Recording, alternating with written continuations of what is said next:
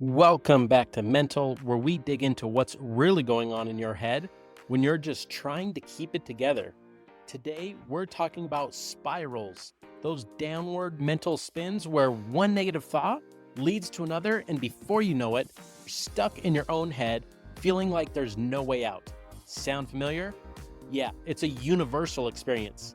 So today, I want to get into what you can actually do about it. And hint, the answer isn't ignoring it, fighting it, or pretending everything's fine. It's simpler. It's called positive self-talk. But before you roll your eyes, let's get clear on what this actually means. Let me ask you this. When you're having a rough day, what's the voice in your head saying?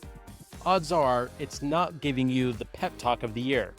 Most likely, it's saying something like, "Why are you even trying?" Or "I can't do anything right."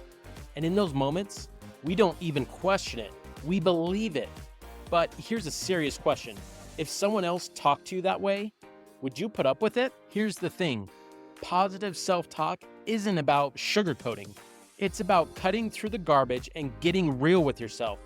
It's about reminding yourself that messing up doesn't mean you're a failure. It's a reminder that, yeah, this is one moment, but it's not the whole picture. Think about it like this. You wouldn't look at your friend on a bad day and say, "Wow, you're really dropping the ball." But you're okay saying that to yourself? Why give your worst critic full control? Here's something to chew on.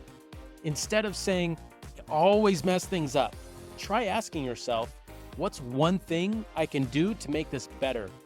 That switch, just those few words, isn't just wishful thinking. It's a way of putting yourself back in control. It's nudging your mind to find solutions, not just rehash problems. And here's the kicker. Studies show people are more motivated to avoid loss than to gain something. It's human nature. So when you're spiraling, ask yourself, what am I losing if I keep this up? Maybe it's your time, your energy, or even your confidence. You don't need to convince yourself everything's perfect. Just remind yourself what's slipping away if you stay in that headspace. Say you're someone like Alex. Alex is having one of those days where nothing goes right. He's late, loses his keys, fails a test, whatever.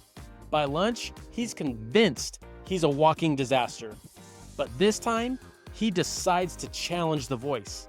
Instead of, "I'm failing at everything," he says, "Yeah, that test didn't go great, but what can I do next?" He's not lying to himself or ignoring the fact that things are rough. He's just refusing to let that single moment define him. So what about you? Next time you're in that spiral, what's one small way you can nudge yourself back? What's one thing you could say to give yourself some perspective? Here's a thought. Instead of asking, "Why am I always like this?" try, "What's one thing I can do differently right now?" You don't need to wait for a pep talk from someone else. You've got the words you need. So here's my challenge for you. Next time you're tempted to tear yourself down, take a second and ask, "Is this how I talk to someone I care about?" If the answer is no, switch it up. Be in your own corner for once. You've got enough on your plate without your own voice making things harder. Thanks for tuning in to another episode of Mental.